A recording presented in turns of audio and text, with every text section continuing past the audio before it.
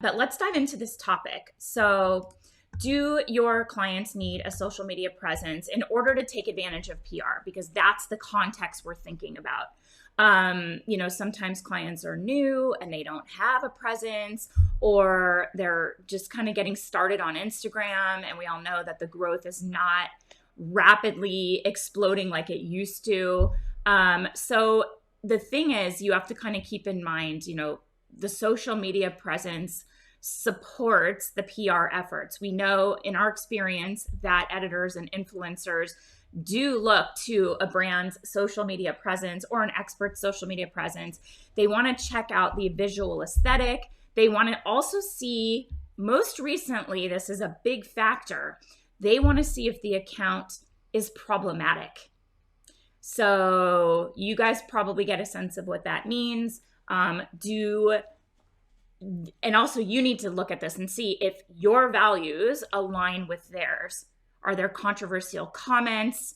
Are there controversial posts? Not to say that they should steer clear of anything like political or controversial, absolutely weigh in. We love brands that take a stand and, put forward the values that they believe in. You just want to check and see that it is not problematic for you and for your values. You want your clients' social media presence to align with your own personal values. And you also want to see that the kinds of content that they're posting doesn't ultimately become problematic for you as their PR professional, because you may quickly shift from being their brand rep for getting consumer products at the attention they deserve and have to quickly pivot to crisis comms if they start doing things publicly that are no bueno, right?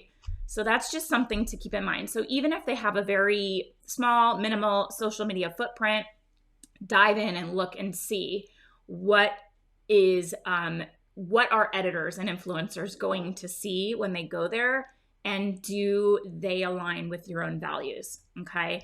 So we know that the people we're pitching for things, they want to get a sense of the full picture of the brand, and social media is a place where they go. So if they don't have a big following, what the assumption tends to be is that you're new or that you're not popular. It's not a desirable brand. It's not in demand. But we also want to keep in mind, you don't want to let the vanity metric be a major factor in your consideration of whether or not you want to take them on as a client. You just want to kind of think through these things. What are the optics? When you are vetting a client with like a prospective client with either a really bad, like kind of just little junky social media presence or none whatsoever, you have to look at it with the long-term vision for what you could help them with, or what they could be, or how it could impact your PR efforts for them. So what you should do is look at their assets.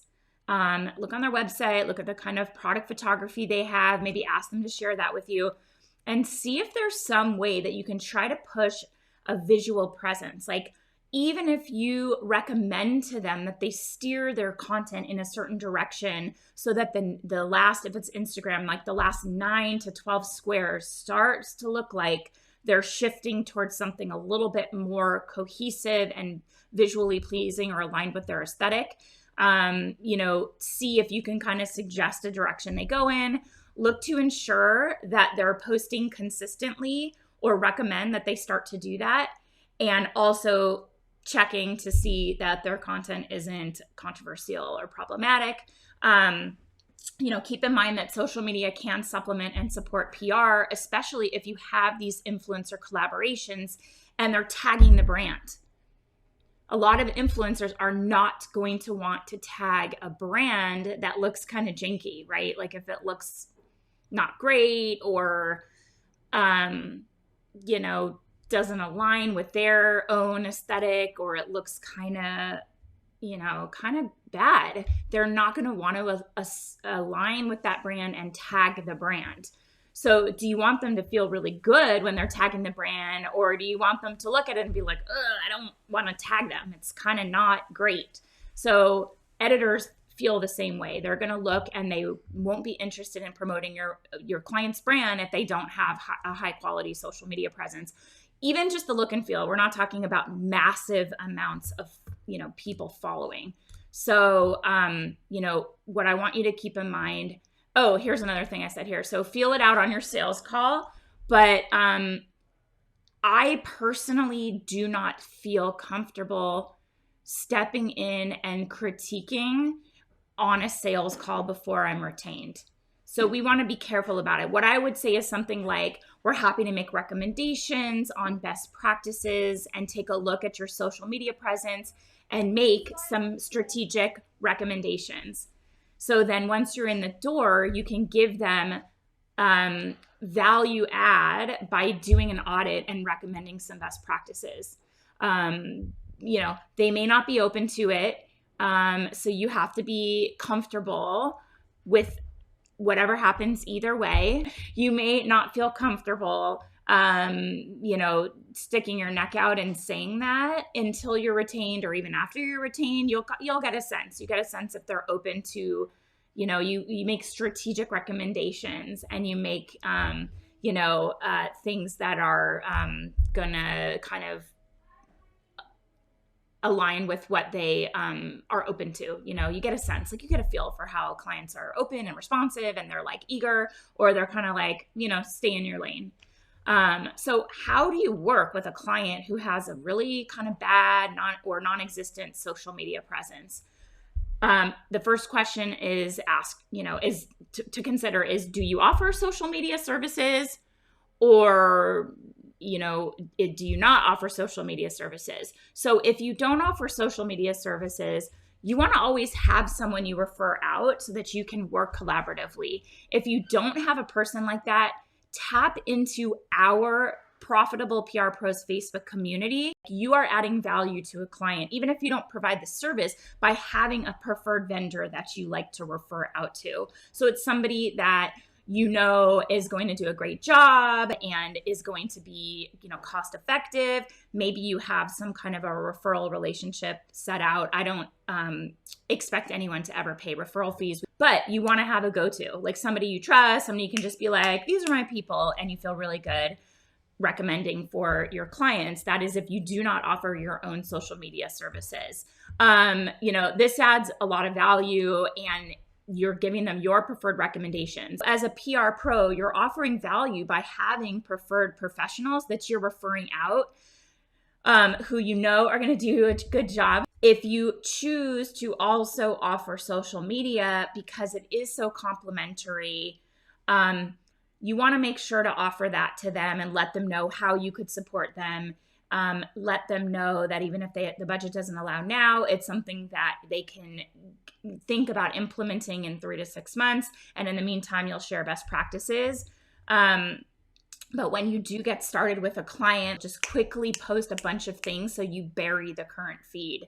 So kind of get in control of the next 12 squares to quickly build out the feed and get into then after that a posting cadence of like once a day, once every 2 or 3 days, stories, all of that. But in the beginning, you want to just kind of flood the feed so that, don't worry about the algorithm. You want to control the visual aesthetic, because the editors and influencers are going to look and they want to see that the feed is sort of, cohesive with the brand. If the client insists on doing it in-house, or they don't have a budget for social media management, offer an asset review. So this is something where you offer social media best practices in a document that includes key strategies and best practices. And this is kind of positioning you as an expert. It's like, we know our stuff, right? Here's everything you can do on your own. You show them, look at everything we know. Look at how in-depth our knowledge is of social media and how to get the best out of your efforts. And you're kind of saying like, go ahead and try to do this on your own. But the hope is that they'll be like, whoa, I can't do all of this. Let's just use you. So it's a way to kind of position yourselves as, the social media management company for a potential service upsell. So you're like, here's best practices. So it's kind of like telling them the what, but not the how. So you give them all of your social media best practices. And we actually just released, or we're working on a resource right now about social media best practices that we are putting together in, I can't remember, I think it's the Agency Accelerator, and I think we just launched it, so that you have something that you can tweak and customize and make it your own and really position yourself as an authority, so that they will say, oh, well, this is just a lot. We'd love to use you for this. And then, give it in bullet point recommendations so you can help showcase your expertise. So that's how I would approach it, is, try to get in and see if you can guide them in some way, review their assets, review their presence, and kind of give some strategic recommendations, and then either position yourself to take over or do a good job on social, or have somebody check out our Profitable PR Pros community and post what you're looking for, exactly what you're looking for, and find a preferred resource that you can share, because that's valuable too. And you want your clients to see that you're like a wealth of knowledge.